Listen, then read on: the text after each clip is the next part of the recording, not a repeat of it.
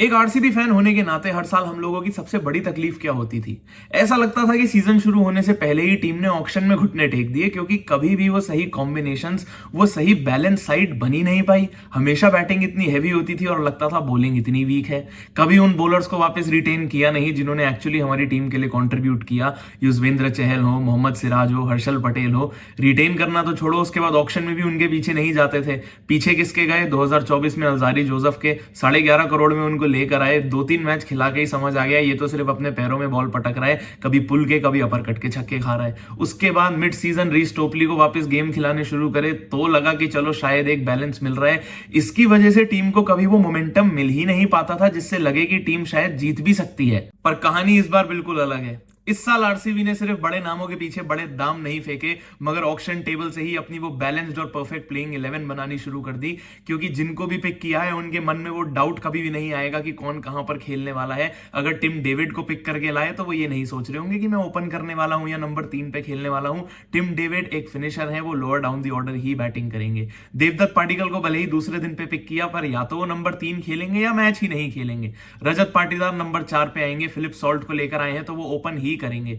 अगर कोई ऐसा प्लेयर है जो सिर्फ एक फ्लोटर के तौर पर खेलेगा तो वो कृणाल पांड्या होंगे कि कभी लेफ्टी राइटी कॉम्बिनेशन चलाना है या पावर प्ले में जल्दी विकेट गिर गई और एक बैटर को ऊपर प्रमोट करना है तो वो कृणाल पांड्या होंगे। उसके बाद अगर लियम लिविंगस्टन और जितेश शर्मा है तो वो इनिंग्स को फिनिश ही करेंगे। बैटिंग में एक्साइटमेंट तो हर साल होती है, मगर इस बार फिलिप सॉल्ट के आने से एक्साइटमेंट दुगनी हो गई है, क्योंकि आईपीएल में ही खेलते हुए उनकी स्ट्राइक रेट 175 की है। और अब अगर वो विराट कोहली के साथ ओपन कर रहे हैं और नंबर 3 पर देवदत्त पाटिकल खेलने आएंगे जो कि विराट कोहली की तरह एक डिपेंडेबल बैटर है, तो शायद विराट कोहली भी उतना ही फ्रीली बैटिंग कर पाएंगे जितना फिलिप सॉल्ट करेंगे। मे भी उतनी तेज नहीं खेल पाए, पर हाँ, विराट कोहली का रोल पिछले सालों से इस बार जरूर अलग होगा कि हर बार की तरह उनको वहां खड़े नहीं रहना पड़ेगा कि मेरे इर्द गिर्द तो विकेट गिरती जा रही हैं, मैं पहले इनिंग्स को बढ़ाऊं उसके बाद एक्सेलरेट करूं। नहीं, इस बार विराट कोहली के पास भी वो फ्रीडम है, क्योंकि बैटिंग बहुत डीप है। अगर विराट कोहली और फिलिप सॉल्ट 1 और 2 नंबर पे खेलने आ रहे हैं, देवदत्त पाटिकल नंबर 3 पर है, 4 नंबर पे रजत पाटीदार है, उसके बाद लियम लिविंगस्टन है, जितेश शर्मा है, कृणाल पांड्या है, तो बैटिंग तो खत्म ही नहीं हो रही है। तो इसका मतलब यह है कि विराट कोहली के ऊपर इस साल उतना प्रेशर नहीं होगा जितना पिछले सालों तक होता था। और लास्ट ईयर तक तो प्रेशर भी इतना एडेड होता था कि हर किसी का सवाल यही होता था कि क्या विराट कोहली अपनी स्ट्राइक रेट के साथ इंडिया की T20 इंटरनेशनल टीम में खेलना डिजर्व करते हैं। डिजर्व तो वो तब भी करते थे और खेलने को तो वो आज भी खेल जाएं, पर अब अगर उन्होंने रिटायरमेंट ले लिया तो बिना उस प्रेशर के एक पूरा सीजन खेलेंगे जहां उन्हें किसी को अपनी वर्थ प्रूव नहीं करनी पड़ेगी। और जब सवाल उनके अराउंड इतने होते थे, उसके बाद भी वो एक सीजन में 700 रन से ऊपर बना सकते हैं, 155 के स्ट्राइक रेट से पूरा सीजन खेल सकते हैं, वर्ल्ड कप की टीम में पिक भी होते हैं, ओपन भी करते हैं, जिता के भी लाते हैं। तो इस साल अगर उनके ऊपर वो प्रेशर नहीं होगा तो मैं तो बस इसी बात का वेट कर रहा हूं कि विराट कोहली का ये जो अगर एक नया रूप देखने को मिल जाए तो कितना ही एक्साइटिंग होगा। बैटिंग तो हर साल की तरह आरसीबी की इस साल भी कवर्ड है, मगर इस साल आरसीबी की बॉलिंग का कोई जवाब नहीं है। दिल तो बहुत टूटा था जब मोहम्मद सिराज को वापस रिटेन नहीं किया, ऑक्शन में भी पिक नहीं कर पाए, क्योंकि सिराज और आरसीबी का रिश्ता भी बिल्कुल वैसा है जैसा विराट कोहली और आरसीबी का है।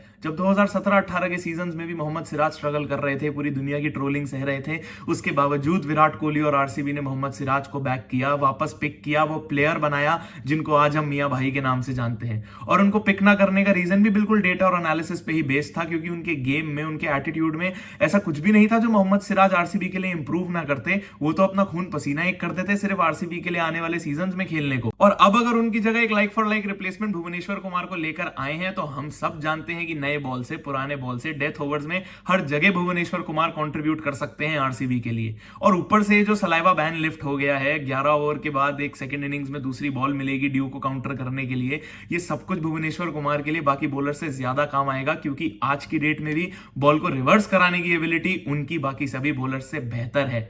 और अब अगर इनके साथ जॉश हेजलवुड हाथ में हाथ डाल के उनको कॉम्प्लीमेंट करेंगे तो आरसीबी के लिए सोने पे सुहागा है, क्योंकि जॉश हेजलवुड का T20 क्रिकेट में नाम इतना बड़ा नहीं है, मगर काम बाकी सारे बॉलर से बेहतर है। उनकी लाइन और लेंथ और जो उनका कंट्रोल है 6 की 6 बॉलें एक ही टप्पे पे डालने का, ये बहुत सारे बॉलर्स आज की डेट में भी नहीं कर पाते। और जॉश हेजलवुड सिर्फ पावर प्ले में नहीं, मिडिल ओवर्स में अपनी पेस को वेरी करके जो विकेट लेकर दिखाएंगे वो आरसीबी आरसीबी के लिए सबसे ज्यादा काम आएगा। साथ में यश दयाल है तो एक लेफ्ट आर्म फास्ट बॉलर के ऑप्शन भी हैं, बेंच पे नुमान तुषारा है, रासिक दर सलाम है, तो आरसीबी की फास्ट बॉलिंग डिपार्टमेंट में इस बार कोई कमी नहीं है, कोई कसर नहीं छोड़ी है। अच्छा, तकलीफ वैसे सबको कृणाल पांड्या के होने से भी थी, पर ये नहीं समझते कि चिन्नस्वामी में कृणाल पांड्या एक्चुअली कितने इफेक्टिव हो सकते हैं। एक बॉल लटका के देते हैं, एक बॉल तेज फेंक देते हैं, टर्न भी कराना जानते हैं, आर्म बॉल भी फेंकना जानते हैं, पावर प्ले में भी बॉलिंग करते हैं, मिडिल ओवर्स में भी बॉलिंग करते हैं, और मिडिल ओवर्स में वो सबसे ज्यादा इफेक्टिव होंगे। शायद सबसे ज्यादा विकेट ना लें, पर जो प्रेशर वो क्रिएट करेंगे उसका फायदा दूसरे एंड से सूर्या शर्मा उठाएंगे। अगर ये दो आपके मेन स्पिनर है तो लियम लिविंगस्टन कुछ ओवर्स निकाल के दे देंगे। अगर टिम डेविड से पहले जेकब बेथल को पिक कर रहे हो तो कुछ ओवर्स वो भी दे देंगे। आरसीबी के तीनों ही डिपार्टमेंट्स बिल्कुल कवर्ड हैं। ये टीम शायद बाकी टीम्स की तरह ऑन पेपर इतनी स्ट्रांग ना हो, मगर टूर्नामेंट ऑन पेपर नहीं, ऑन फील्ड कोऑर्डिनेशन से जीता जाता है, और आरसीबी ने इस बार वो परफेक्ट बैलेंस बना कर दिखाया है। आपके क्या थॉट्स हैं इस बार इस आरसीबी की साइट के बारे में, ये नीचे कमेंट्स में जरूर बताना। वीडियो कैसी लगी ये भी बताना, वीडियो को लाइक जरूर कर देना। चैनल सब्सक्राइब नहीं किया हुआ है तो प्लीज सब्सक्राइब कर देना। मिलते हैं अगली वीडियो में।